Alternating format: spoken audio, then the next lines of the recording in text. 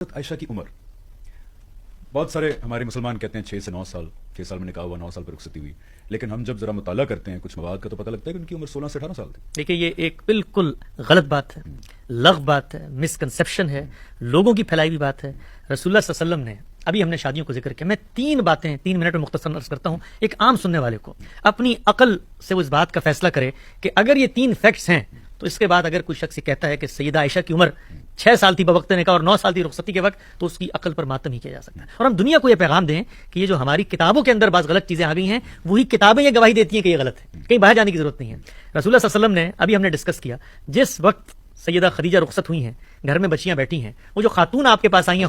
خولا، اور وہ جو مقصد لے کر آئی ہیں کہ آپ کے گھر پہ بچیاں ہیں، ذمہ داریاں ہیں، آپ ذرا تصور کر سکتے ہیں اس خاتون کے بارے میں کہ وہ آپشن پیش کرتے ہوئے یہ کہے کہ جس 6 سال کی بچیوں کو سنبھالنے کے لیے آپ کو بیوی کی ضرورت ہے تو میں 6 سال کی بچی کے پاس آپ کا پیغام بھیجتا ہوں۔ کوئی تصور کر سکتا ہے؟ بالکل نہیں، کوئی سوچ سکتا ہے؟ پہلی ایک سائڈ پہ وہ مینشن کر رہی ہیں خاتون جو عمر رسیدہ ہیں، ذمہ داریاں سنبھال سکتی ہیں، اور دوسری سائڈ پہ حضرت خولا 5-6 سال کے بچوں کا خیال کرنے کے لیے 6 سال کی بچی کو کیسے ریکمینڈ کریں گے؟ آپ دیکھیے کہ وہ جو لفظ استعمال کیا جاتا ہے وہ لفظ بھی بچی کے لیے استعمال نہیں کیا جا سکتا جو 6 سال کی ہو، اس کو جاریہ کہتے ہیں، وہاں پر یہ لفظ بھی نہیں آیا۔ تو آپ دیکھیے کہ خولا رضی اللہ تعالی عنہا کے بارے میں کوئی عاقل آدمی تصور، چلے ان کو چھوڑ دیں، رسول اللہ صلی اللہ علیہ وسلم کے بارے میں آپ تصور کر سکتے ہیں کہ ضرورت کے تحت چھوٹی بچیاں ہیں، ان کو سنبھالنے کے لیے ایک بچی کو گھر پہ لے کر آئیں گے۔ یہ ایک ہی دلیل کافی ہے اس بات کو جاننے کے لیے کہ وہاں صورتحال کیا تھی۔ 2 مختصر باتیں اور کر دیتا ہوں، یہ آپ کے سامنے تاریخ کا لٹریچر ہے۔ سیدہ عائشہ کی بڑی بہن ہے اسما رضی اللہ تعالی عنہا، دنیا سے رخصت ہوئی ہیں 100 سال کی عمر میں، تاریخ کی کتابوں میں لکھا ہے، اور رخصتی کا سال ہے 73 ہجری۔ 73 ہجری میں رخصت ہوئی ہیں دنیا سے، 100 سال عمر تھی، اس کا مطلب ہجرت کے وقت آپ کی عمر 27 سال ہونی چاہیے، 27 سال ہونی چاہیے نا، کیونکہ اگر 27 سال ہونی چاہیے ہجرت کے وقت جس وقت ہجرت ہوئی ہے۔ 10 سال بڑی ہیں یہ سیدہ عائشہ سے، تو اگر بڑی بہن 27 سال کی ہے تو چھوٹی بہن کو کتنے سال کا ہونا چاہیے؟ 17 سال کا۔ چلیے کوئی شخص یہ کہتا ہے کہ یہ بات بھی میری عقل نہیں مانتی ہے، حالانکہ ہماری کتابوں نہیں، میں کہتا ہوں ہماری تاریخ یہ کتابوں میں، انہی حدیث کی کتابوں میں لکھی ہوئی ہے، کوئی شخص کہتا ہے میں اس کو بھی نہیں مانتا۔ چلیے آگے بڑھ جاتے ہیں۔ سیدنا ابوبکر یہ بتا رہے ہیں ہجرت سے پہلے آپ نے حبشہ میں ہجرت کا قصد کیا، سیدنا ابوبکر نے،